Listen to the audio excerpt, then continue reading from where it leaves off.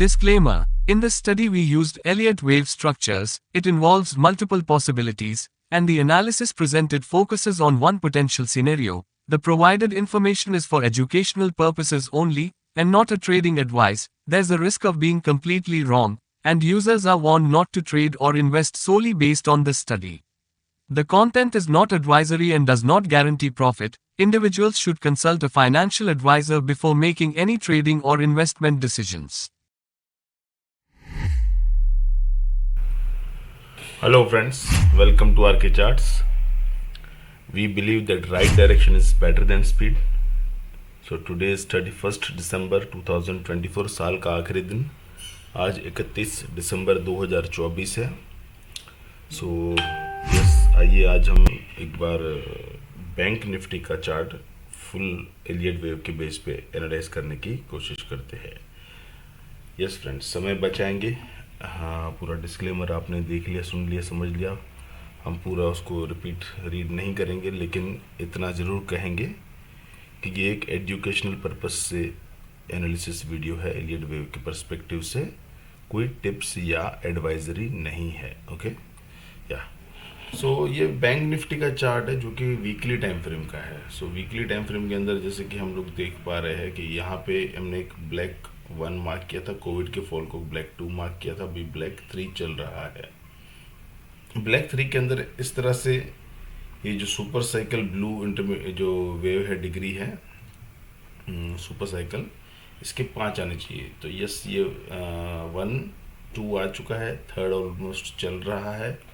उस 3 के अंदर ऐसे लाल 5 आने चाहिए साइकिल डिग्री के. तो साइकिल डिग्री का अभी इस ब्लू 2 के बाद एक 1 ही चल रहा है. उस 1 के अंदर ऐसे ब्लैक 5 आने चाहिए.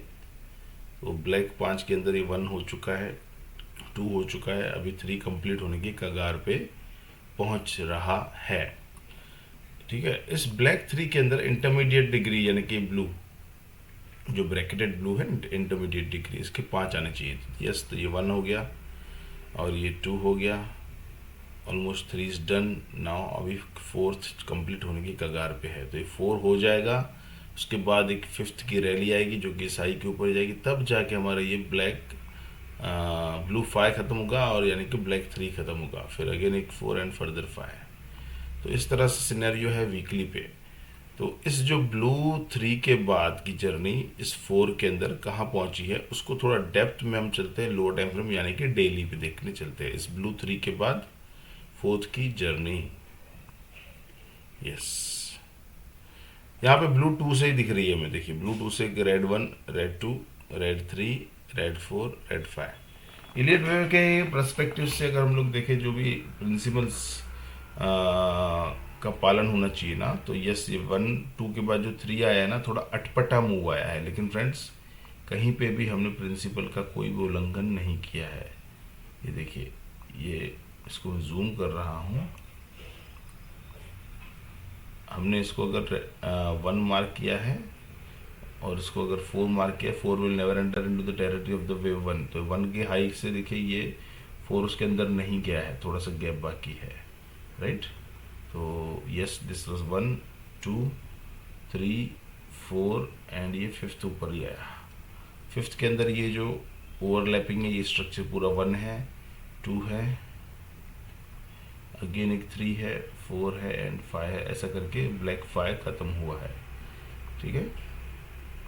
या उसके बाद ब्लैक 5 हुआ, यानी रेड 3, ये red 4, red 5. That means intermediate blue 3 खत्म हो चुका है.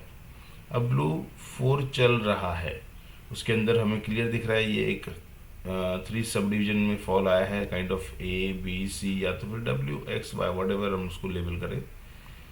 तो ये एक उसका W हो गया, क्योंकि ये 3 स्ट्रक्चर में, 3 वेव स्ट्रक्चर में है. ये भी 3 वेव स्ट्रक्चर ऊपर दिख रहा है हमें इजीली. तो ये X हो गया. तो अभी हम उम्मीद करते हैं कि यहाँ पे एक और 3 वेव स्ट्रक्चर आएगा. तो देखिए, ये हो गया 3 3 3. तो ये हो जाएगा पूरा W X एंड Y. तो ये एक मतलब पॉसिबिलिटी ऐसी हमें लग रही है. अब इसमें अल्टरनेट पॉसिबिलिटीज क्या हो सकती है फ्रेंड? अल्टरनेट भी हो सकती है कि ये जो W हमने मार्क किया है ना, ये फिर ये अगर इस तरह से ये यहाँ पे ख़त्म हो जाता है W X एंड Y, और हम मान लेते कि ये 4 ख़त्म हो गया था यहाँ पे, और कहीं ना कहीं ये एक 1 है ऐसा मान लेते, ये 2 है, अब उसका कहीं ना कहीं 3 आएगा, 4 आएगा, 5 आएगा, वगैरह वगैरह, ये बुलिश है अगर ऐसा मान लेते हैं। तो फ्रेंड्स, ये लो अब किसी भी हालत में कटना नहीं चाहिए। अगर ऐसा होगा तो ये वाला जो लो है ना, ये किसी भी हाल में अब कटना नहीं चाहिए, क्योंकि अगर ये छोटा सा 1 है और ये 2 है तो 2 will never retrace more than 100% of the wave 1। Okay, तो फिलहाल ये अल्टरनेट सिनेरियो है, प्रायोरिटी काउंट्स नहीं है, ये अल्टरनेट व्यू है, और ये प्रायोरिटी हम इसको दे रहे हैं बिकॉज इसके साथ ये बैंक निफ्टी HDFC बैंक के अकाउंट्स भी इसके साथ अलाइन हो रहे हैं, राइट। तो ये डेली पे खड़े थे हम, आइए इससे लोअर पे चलते हैं, इसी ब्लू 3 से लेके ब्लू 4 की जर्नी को समझने 4 आवर के चार्ट पे। तो यस फ्रेंड्स, ये हो गया हमारा ब्लू 3, इसमें एक W X Y करके ये रेड W, फिर अगेन एक A B C करके X, एंड नाउ A चल रहा है, B होगा, C होगा, ऐसा हम एज्यूम करते हैं 4 आवर चार्ट में, राइट। और इसके बाद आवरली चार्ट, इसी X के बाद देखिए डीप में हम लोग आवरली पे 1 2 3 4, अब ये 5th चल रहा है, 5th के अंदर का ये 1 2, 1 ऑलमोस्ट डन है, ये 2 चल रहा है, छोटा मोटा 3 4 5 कर सकता है, तो जाके ये A ख़त्म होगा, फिर B ऊपर जाएगा, फिर अगेन एक C का फॉल फर्दर बाकी है। तो ये हो गया जो हमारा पहला व्यू, और दूसरे व्यू में यही चेंज हो सकता है, ये है सिनेरियो 2 यानी अल्टरनेट काउंट्स, कि 4 अगर यहाँ पे ख़त्म हो चुका है तो यहाँ पे एक छोटा सा 1 हमने मार्क किया है, ये 2 मार्क किया है, 3 4 एंड 5, राइट। इस तरह से एक रेड 1 ख़त्म हुआ, फिर ये रेड 2 चल रहा है जिसके अंदर ये A B and C almost done है।